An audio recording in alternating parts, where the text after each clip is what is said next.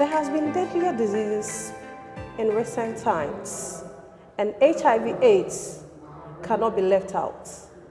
Today, at Stop TV Ghana TV, we're talking about HIV/AIDS too. What do you have to say as viewers as far as HIV is concerned? Let's meet Dr. Stephen Ayisi, our guest for today. Welcome, sir. Thank you. Sir, HIV/AIDS in Ghana, what is the current state? Right, so HIV/AIDS, before I talk about Ghana, about almost 40 million people are living with HIV in the world. Of that proportion, Ghana, there are 346,120 people living with HIV in Ghana, out of the population of 30.8 million. Okay. The prevalence is that if you take every 100 persons, approximately 2. Because if it's 1.7, so you don't measure human beings by percentage. So 17 out of 1,000, or 1.7, is when you round it up, is 2 out of 100. If you take pregnant women who are attending antenatal care, exactly 2 out of that 100, 2% are living with are HIV positive. If you take children, then I say children, young people, let's say the youth, 15 to 24, 15 to 24 is 1.1% of that are attending ANC have HIV. Now, when you also take people who are accessing sexually transmitted infection services, it is 10%, 10.3, thereabout. So 10% of them have HIV. If you take TB clients, about 14% have HIV. Wow. And when you take female sex workers, Sure. female sex workers is 4.6%. So that brings us to the question. 5. What is the role of the National AIDS Control Program as far as HIV and TB is concerned? Okay, so primarily our mandate is to lead the national response against HIV and AIDS in the health sector. Okay. In so doing, we are supposed to deliver the package of services to prevent new infections. So per your in our country. statistics, we got to know that HIV correlates with TB. Here in Ghana, we know there are so many issues of TB. And then, per what we see on the field, it's as if now the issues of HIV and TB has reduced. I don't know if we should call it neglection. When we come to the field, we are not so concerned about HIV/AIDS. Recently, I heard people saying COVID is more deadlier than AIDS. What do you have to say about this? Okay, so that's what people are saying because the face of HIV has changed. Okay. HIV used to kill people, but thankfully, because of treatment, people are living and they are well. We are continuing to record fewer deaths due to HIV. And so whenever the severity of a disease ebbs, people think it's no more important. Okay. But we are recording approximately about 13,000 new cases every year. And we estimate that 19,000 new cases. Okay. And we estimate that 13,000 die. Wow. In our database, about 500, a little over 500 died in 2021. This is those who came to the facility. Wow. So HIV is still a problem. It's just that the severity, when people used to fall sick and become very emaciated, slim, and we didn't have enough information. People were afraid, so they treated it like they are treating COVID today. People were aware. When people are threatened, they pay attention. Okay. All right, so we've gone past that stage. where it used to be a death sentence. The moment you get HIV, it's a death sentence. Now there's a positive face to it. We are even discouraging stigma and discrimination. In fact, it's easier to get COVID-19 or even TB compared to HIV Wow. because all the two are airborne. Okay. All right, and even for HIV, it's because of AIDS that TB even came up when we didn't have treatment. Okay. But now that we have treatment, it's actually impacting also on the TB cases. Wow. So our mandate is to prevent new infection, to provide treatment services, and to manage the treatment services include antiretroviral therapy and treatment for comorbidities, HIV and other conditions like TB. Because HIV reduces a person's immunity and makes the person prone to tuberculosis. So we treat both, by our guidelines. And then because of that, you need to provide technical advice to all stakeholders, all right, to ministry department agencies and all stakeholders in national response. That's what we do to groups like Stop TB and other community-based organizations. Okay. And then we need to also, to be able to do this, we need data. So we conduct routine data to monitor the trends of the epidemic. So that's the state. HIV is still real.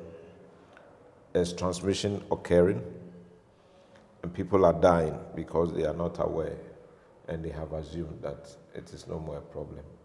Thankfully, it's no more a death sentence, but it can kill you because if you do not access treatment, then your immunity would continue to decline and deteriorate, and you can also die like any other person.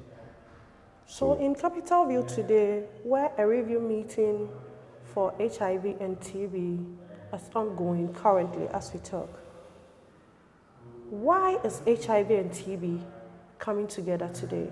Okay, so one of our mandates is our goal, all right, is to reduce new infections and to also prevent diseases and deaths associated with AIDS.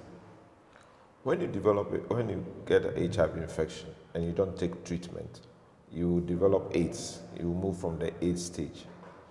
Once you get to that stage, you are prone to many infections. These are called opportunistic infections. Okay. It's because of the lowered immunity. One of the foremost opportunistic infections, or popular, is tuberculosis. Okay. And tuberculosis will kill you once you get it, and it spreads and it gets complicated. All right, so over time, we've noticed that when you take the HIV person, you cannot overlook that person's TB needs. So globally, the WHO, various health organizations, even funding organizations, realize that strategically it will be more efficient and effective if you look at the two conditions together. Okay. Because if it is one individual who is afflicted by the two, you cannot take care of them as if they are separate entities. Okay. So, as part of this move, this country also has decided that we are intensifying our tuberculosis and HIV collaboration. And therefore, we developed some technical guidelines some time past to make this possible. And the Global Fund also decided, and we have agreed, that now the funding they are giving to Ghana must be a grant for both TB and HIV. So we're spending from the same. It's all to consolidate and to harmonize and to ensure that there's full integration to be able to take care of these single clients.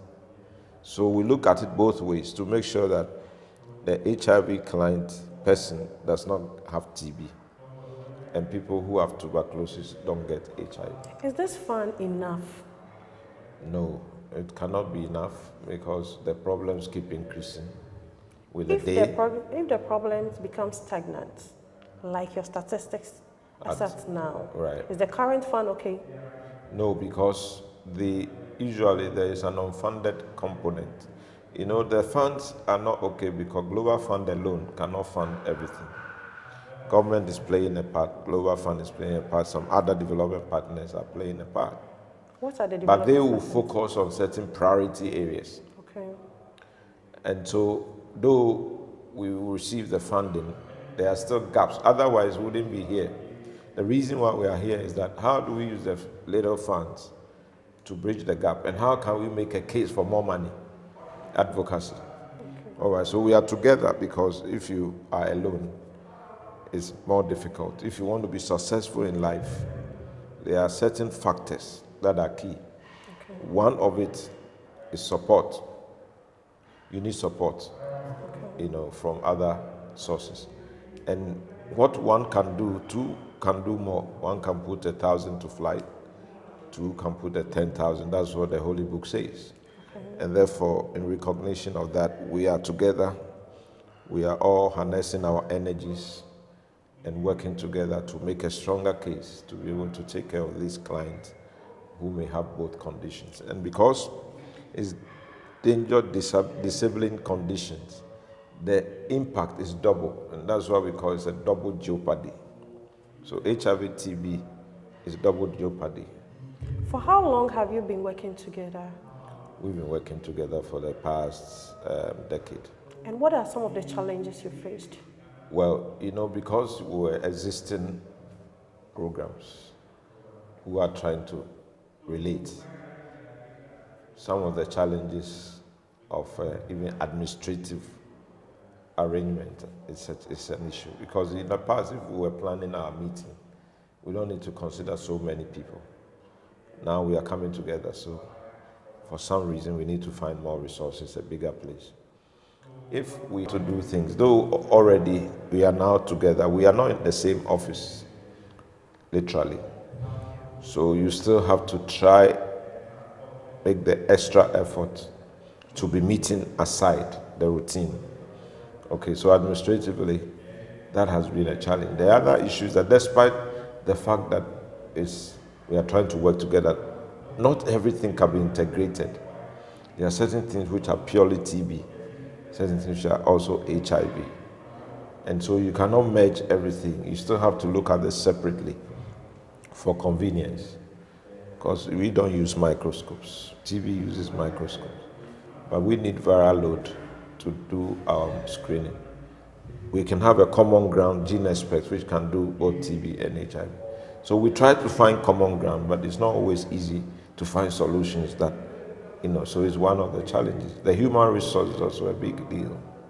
That brings our question to issues with gene experts. Gene expert Yeah. is a test method used for identifying TB cases. But now, gene expert is being deployed to test for viral load, HIV, and COVID-19. Okay. It's an advantage. It's an advantage to have an equipment that can do all the three. We refer to it as a point of care equipment, so it can be placed in any facility.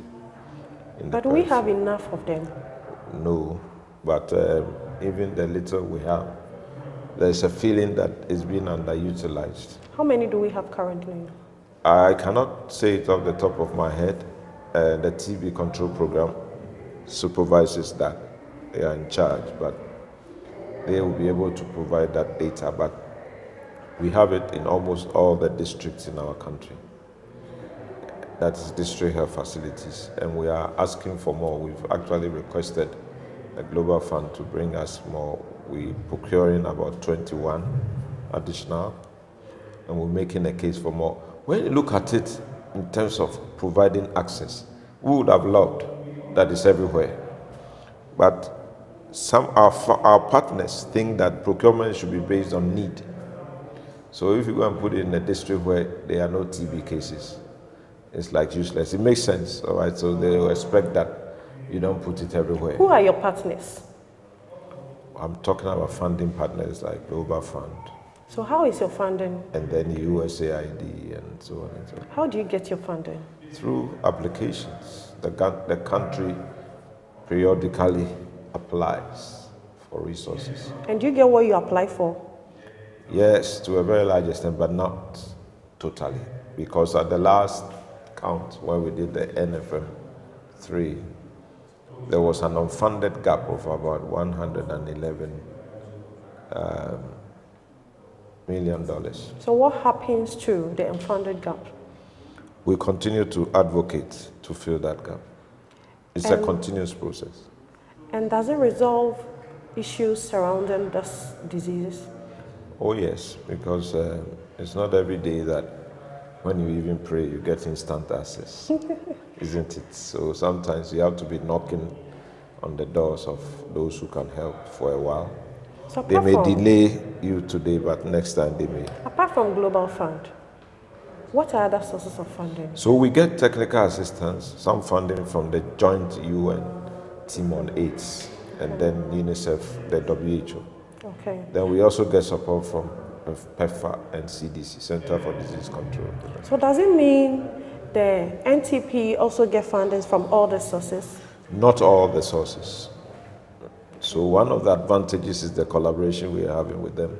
Okay. So what I have access to, once we are collaborating, they can also get the opportunity, and vice versa. So we hope that very soon they can get something also from where we are not getting, and vice versa. We too will be able to get funding from where they're not getting funding. Thank you, Dr. Stephen Aisi. It's been nice having you on our show today. This is Top TV Partnership Ghana TV. And once again, we say God bless you for coming. Thank you, and God bless you too.